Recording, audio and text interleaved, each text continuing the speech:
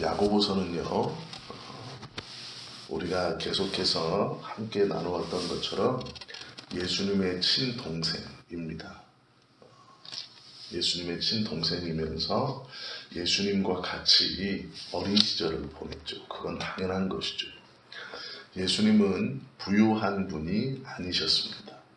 어려서 아버지를 잃었고 또한 가장 큰아들로 동생들과 어머니의 생계를 책임지면서 아버지라 했던 목수의 일을 물려받아 생계를 유지하고 또 그나마 성년이 되어 나이 30이 되었을 때는 가족과 떨어져 하나님의 말씀을 전하면서 이스라엘, 예루살렘 온 지역을 떠돌아다니던 그러한 분이셨습니다. 그래서 예수님께서도 자신을 가리켜서 공중나는 새도 기거할 곳이 있는데 인자는 머리둘 곳이 없다라고 말씀하셨죠. 물론 그것은 영적인 의미가 있기도 하지만 외적으로도 마땅히 정해진 거처와 제자들과 함께 기거할 곳이 없다라는 말씀도 됩니다. 예수님의 친동생인 야고보의 삶도 평탄하거나 부유하지는 않았을 겁니다. 특별히 야고보는 예수님께서 공생의 기간 동안 말씀을 전할 때에는 예수님을 믿지 않던 사람입니다. 예수님께서 부활하신 후에 그 후부터 예수님을 믿었던 그러한 사람이면서 예수님의 친동생이라는 그러한 것을 가지고 초대교회에 특별히 예루살렘 공동체 안에서 굉장히 큰 영향력을 발휘했던 그런 신실한 믿음의 지도자입니다. 야고보가 전국으로 흩어져 나간 박해를 피해서 흩어져 버린 디아스포라를 향해서 야고보서를 쓰면서 야고보는 믿음을 가지고 있는 너희들은 이렇게 행동하며 살아야 한다라고 가르치는 것이 야고보서입니다. 먼저는 복음 때문에 받는 고난을 기뻐해라. 하나님께서 그 고난을, 그 인내를, 그리고 그 시험은 금방 지나갈 것이다. 잘 견뎌라 라고 위로해 주고 있고, 또 1장 마지막에 보면 하나님 앞에서 믿음이 있다고 생각하는 너희는 거짓 없고 순전한 마음으로 하나님을 따르되 또한 고아와 과부 돕기를 인색하게 하거나 너희의 상황과 여건 때문에 그것들을 소홀히 하지 말아라 라고 실천을 강조합니다.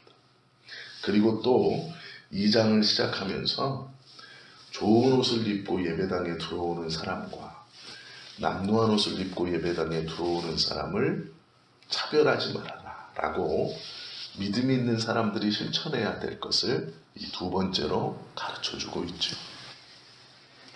사람은 외모를 중요시 여기죠. 물론 맞습니다. 권사님하고 이야기를 하는 중에 이런 말을 들었어요. 어디 가면 좋지 않은 작은 차를 타고 가면 아파트 문 안 열어준다. 비싼 아파트는요 문 안 열어준대요. 근데 똑같은 부동산이라도 좋은 차를 타고 딱 들어가면 열어준다는 거. 그게 세상이죠. 끄떡끄떡했습니다. 그것이 맞습니다. 그게 세상이기 때문이죠. 세상의 사람은 외모로 첫인상을 판단하고 외모로 치장한 것으로, 옷으로 그 사람의 내면을 다 안다라고 생각합니다. 그러나 하나님은 그렇지 않죠.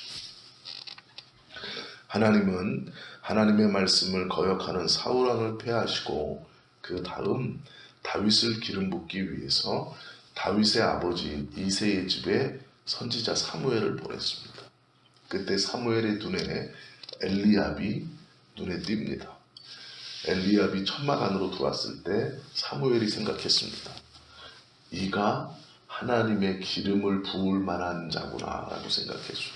왜 그러냐면 엘리압의 풍채와 외모가 왕이 되기에, 즉 지금 왕을 하고 있는 사울왕과 비교해서 전혀 뒤처짐이 없는 겁니다. 그때 하나님이 사울의 이 사무엘의 마음속에 뭐라고 그러시냐면 내가 저를 버렸다라고 이야기해요. 거기서 저는 사울입니다. 정확히 이렇게 말씀하세요. 너는 그 용모와 신장을 보지 말라. 이미 내가 그를 버렸노라.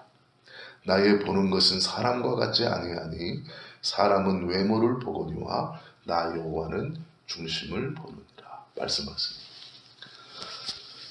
하나님의 뜻을 그렇게 잘 알았던 선지자, 어려서부터 하나님의 음성을 듣고 성전에서 하나님의 그 음성 가운데 민감하게 어린 시절부터 은혜 안에서 한 걸음 한 걸음 성장해서 선지자와 제사장의 역할을 함께 감당하고 있던 이 사무엘, 인격적으로도 성숙했고 하나님의 말씀을 전하고 지키는 일에도 소홀함이 없었던 이 사무엘조차 사람을 처음 딱 보았을 때, 엘리압을 처음 딱 보았을 때 그의 외모의 훌륭함에 빠졌습니다. 그리고 이가 하나님의 기름 부음을 받기에 합당한 자구나 라고 생각했습니다. 그만큼 우리도 사람을 첫인상이나 외모로 보고 판단하지 않는다. 그것은 참 쉽지 않은 일입니다. 그 사무엘조차도 거부할 수 없었던 그 좋은 느낌을 외모로 취했던 것을 우리로 빗대보면 우리도 다분히 그럴 수 있습니다. 그러나 하나님은 외모를 보지 않고 중심을 보신다라고 직접 말씀해 주시죠. 베드로전서 3장 3절과 4절에서 베드로는요, 하나님 앞에서 무엇을 어떻게 해야 하는가에 대해서 특별히 외모와 비교해서 말씀해 주는 구절이 있습니다. 제가 읽어드릴게요. 너희 단장은 머리를 꾸미고 금을 차고 아름다운 옷을 입는 외모로 하지 말고 오직 마음에 숨은 사람을 온유하고 안정한 심령에 썩지 아니할 것으로 하라. 이는 하나님 앞에 값진 것이니라. 겉에서 머리하고 금으로 치장하고 좋은 비단 옷을 입고 하나님 앞에 나아가면서 하나님 내가 괜찮지요? 라고 하지 말고 속에 숨어있는 속사람을 깨끗하게 잘 다듬어서 하나님 앞에 나아가는 것을 하나님이 원하신다. 더 값진 것이다. 베드로 사도도 가르쳐주고 있습니다. 잠언 19장 4절에 보면요, 이런 말씀이 있어요. 가난한 즉 친구가 끊어진다 라는 말이 있어요. 직설적인 표현이죠. 돈 없으면 친구도 안 찾아온대요. 이 말이 무슨 말입니까? 사람은요 그렇다라는 거예요. 거기서 사람은 뭐 다른 사람입니까?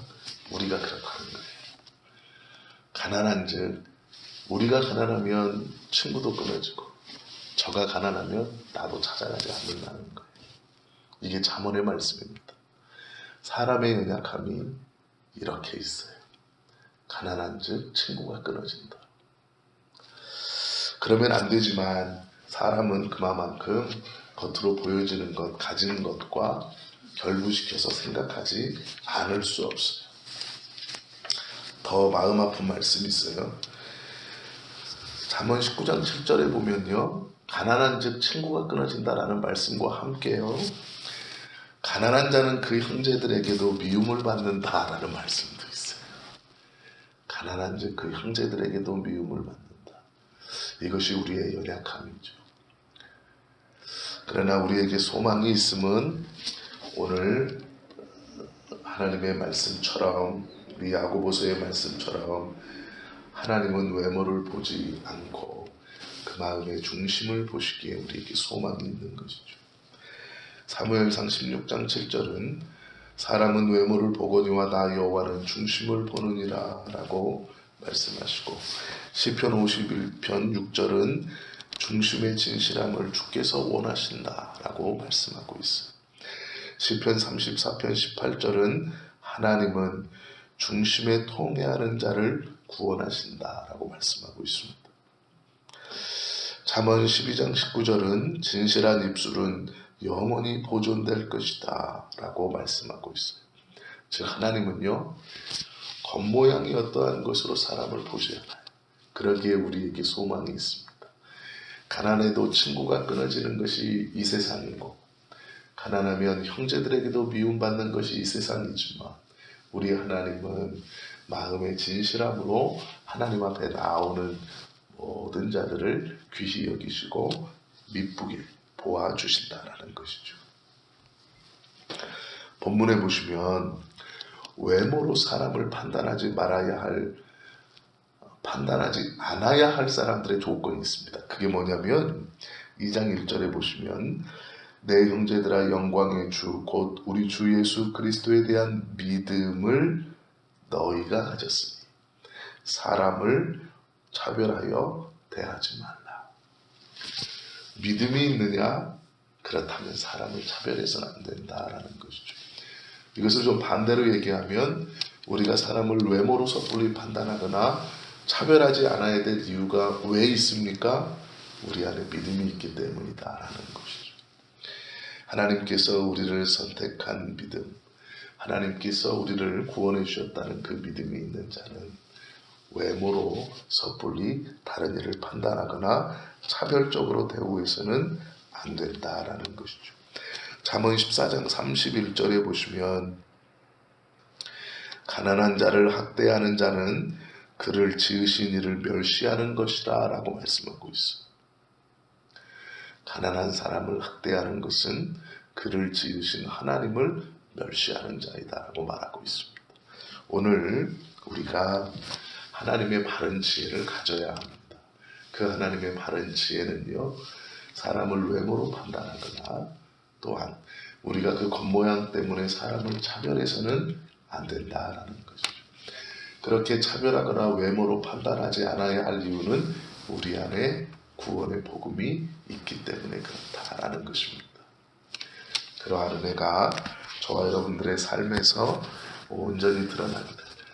모든 사람을 아끼고 모든 사람을 이해하고 모든 사람을 사랑하고 모든 사람을 차별 없이 대할 수 있는 그러한 하나님의 시각으로 이 땅의 삶을 살아갈 수 있기를 예수님의 이름으로 축원합니다.